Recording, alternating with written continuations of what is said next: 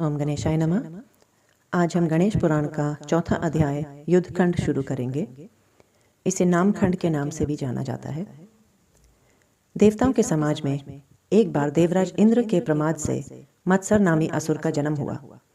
मत्सर ने दैत्य गुरु शुक्राचार्य से शिव पंचाक्षरी मंत्र ओम नमः शिवाय की दीक्षा ली और भगवान शिव की कृपा और आशीष प्राप्त करने के लिए घोर तपस्या की। आशुतोष भगवान शंकर ने माता पार्वती सहित प्रकट होकर मत्सर को दर्शन दिए। प्रसन्नचित कामारी ने उससे इच्छित वर मांग लेने को कहा। मत्सर ने भी मनोनुकूल वर प्राप्त कर लिए, परंतु प्रसन्न गिरिजापति ने उसे एक वर और दे दिया कि आज से तुम्हें किसी से भय नहीं रहेगा। पार्वती वल्लभ से वरदान प्राप्त करके मत्सर खुशी खुशी अपने निवास स्थान पर आया। गुरु शुक्राचार्य ने उसे दैत्यों के राजा के रूप में अभिषेक करके सम्मानित किया।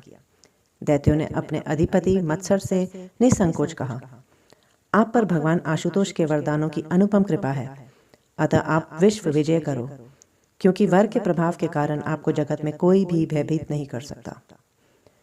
अपने अनुचरों की सलाह मानकर मत्सरासुर ने भी संसार के सभी राजा महाराजाओं को जीतने का निश्चय किया। एक विशाल सेना लेकर और विश्व विजय करने का निश्चय करके पृथ्वी के नरेशों पर आक्रमण कर दिया। पृथ्वीवासी नरेशों ने उस पराक्रमी दैत्य की विशाल व शक्तिशाली सेना का सामना करने में अपने आप को असमर्थ पाया। कुछ राजा तो अपने प्राण बचाकर रणभूमि से भाग खड़े हुए और कुछ जिन्होंने उससे टक्कर लेने का प्रयास किया तो उन्हें पराजय ही मिली। अतः मत्सरासुर का तो पृथ्वी पर एक आधिपत्य स्थापित हो गया और वह संपूर्ण भूमंडल का स्वामी हो गया। मत्सरासुर को अपने बल और शक्ति पर अत्यधिक गर्व हो गया। उसके बाद गर्वोन्मत्त असुर ने पाताल लोक पर भी चढ़ाई कर दी। अपनी शक्ति के मद में चूर असुर ने वहां सर्वनाश आरंभ कर दिया। पाताल के स्वामी शेषनाग ने भी उसकी अधीनता स्वीकार कर ली और मत्सरासुर को नियम पूर्वक वर देने का भी स्वीकार कर लिया। दैत्य मत्स्य को इतना सब प्राप्त करके भी संतोष नहीं हुआ, इसलिए पृथ्वी और पाताल लोक दोनों पर अधिकार करने के बाद उसने स्वर्ग लोक पर भी आधिपत्य करने का विचार बनाया और स्वर्ग लोक पर भी आक्रमण कर दिया। शिवजी के वरदान और आशीष के कारण निर्भय मत्सरासुर ने स्वर्ग में भी कोलाहल मचा दिया। वरुण, कुबेर, यम आदि देवता को भी रण क्षेत्र में मत्सरासुर ने हरा दिया। इंद्रराज की नगरी अमरावती को भी चाहू ओर से घेर लिया। पराक्रमी सुरेंद्र भी उसकी शक्ति का लोहा न ले सके। इस प्रकार मत्सरासुर ने स्वर्गलोक पर भी अपना अधिकार कर लिया। देवतागण जब असुरों के अत्याचार आतंक से त्रस्त हो गए तो सब मिलकर कैलाश पर्वत पर गिरिजापति शंकर के चरणों में जा उपस्थित हुए। वे कहने लगे कि भगवान दैत्यों ने तो देवलोक में भी घोर उपद्रव मचा दिया। उन्होंने अपने विपद तथा कथा भगवान आशुतोष को सुनाई। शिव शंकर ने मत्सरासुर की कुकृत्यों को बड़ी निंदा की। दैत्यराज ने जब सुना तो वह कैलाश पर्वत पर भी जा चढ़ा। वहां पर त्रिपुरारी अर्थात भगवान शंकर से भी दैत्य ने युद्ध किया, पर त्रैलोक के विजयी असुर ने त्रिपुरारी शिव को भी हरा दिया और उन्हें अपने बंधन में बांध लिया और भवानीपति व कैलाश को भी अपने अधीन कर लिया। चहु और अपना आधिपत्य फैलाकर असुर ने सारा साम्राज्य अपने पुत्र को दे दिया और स्वयं मत्सरावास में रहने लगा। उन निर्दयी, निष्ठुर और अत्याचारी दैत्यों के अत्यंत कठोर शासन में निरंतर अनीति और अत्याचार का तांडव होने लगा। देवताओं के दुख का ठिकाना न था। अतः सब देवगण एकत्रित होकर दैत्यों से बचने का उपाय सोचने लगे, पर उन्हें कोई मार्ग नहीं सूझा। देवता बड़े चिंतित और दुखी हुए। अपनी दैविक शक्ति और देव योग से भगवान दत्तात्रेय विष्णु उस देव समुदाय के बीच उपस्थित हुए।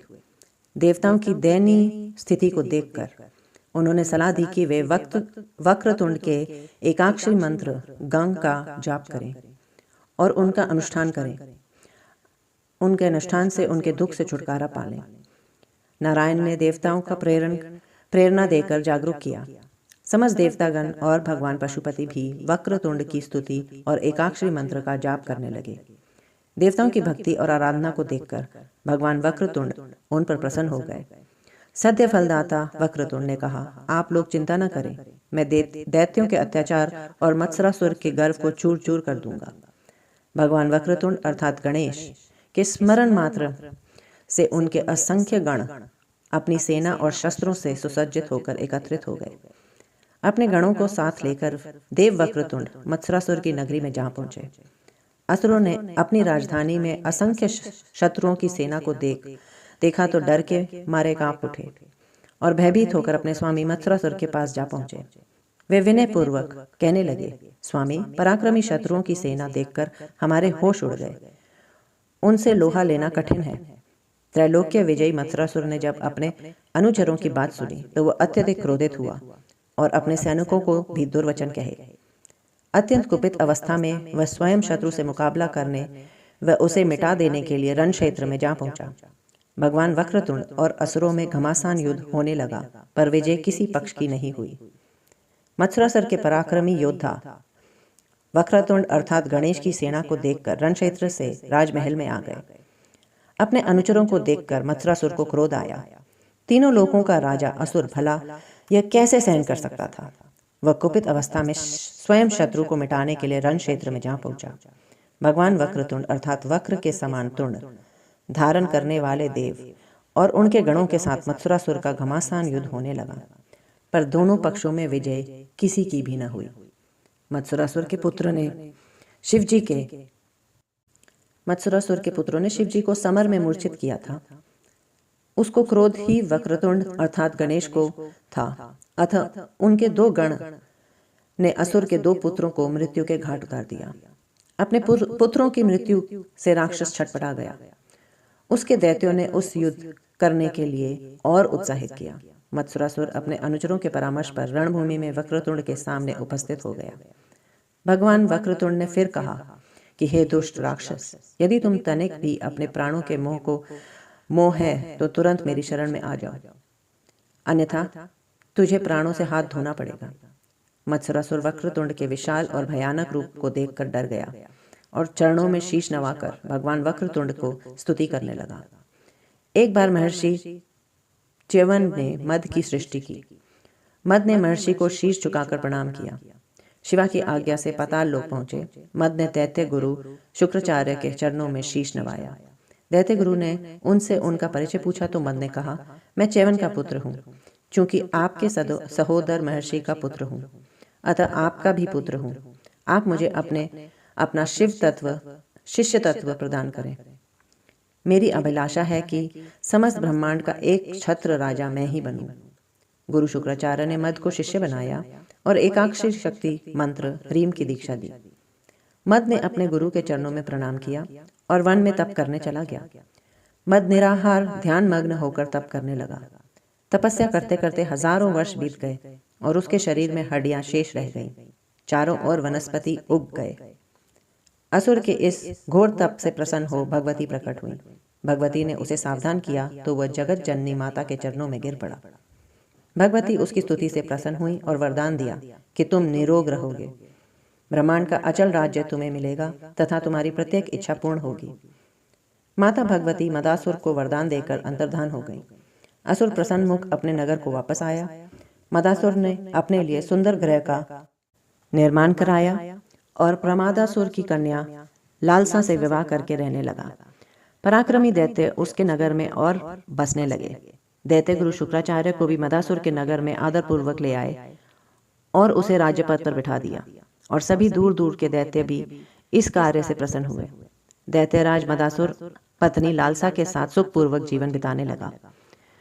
उसके यहाँ 3 पुत्र उत्पन्न हुए, विलासी, लोलुप और धनप्रिय। मदासुर ने भूमंडल पर अपना राज्य स्थापित किया।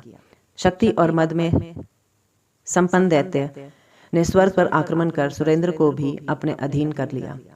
3 नेत्र और हाथ में त्रिशूल धारण करने वाले भगवान शिव को भी पराजित कर दिया। इस प्रकार तीनों लोक मदासुर के अधीन हो गए। समस्त ब्रह्मांड में बर्बर व क्रूर दैत्यों का शासन चलने लगा। धरती पर समस्त धर्म कर्म लुप्त हो गए। देवता व ऋषि मुनियों के दुख की कोई सीमा न रह पाई। मदासुर के अत्याचारों से चिंतित देवता सनत कुमार के पास गए और असुरों के विनाश की युक्ति पूछने लगे। सनत कुमार ने कहा, हे देवों, आप विधि पूर्वक भगवान एकदंत की आराधना करें। वे आपकी प्रार्थना से प्रसन्न होंगे और आपकी मनोकामना पूर्ण करेंगे। सनत कुमार ने एकाक्षरी मंत्र और एकदंत का रूप वर्णित किया। उन्होंने कहा, गणेश के ही एक दंत और 4 भुजाएं हैं।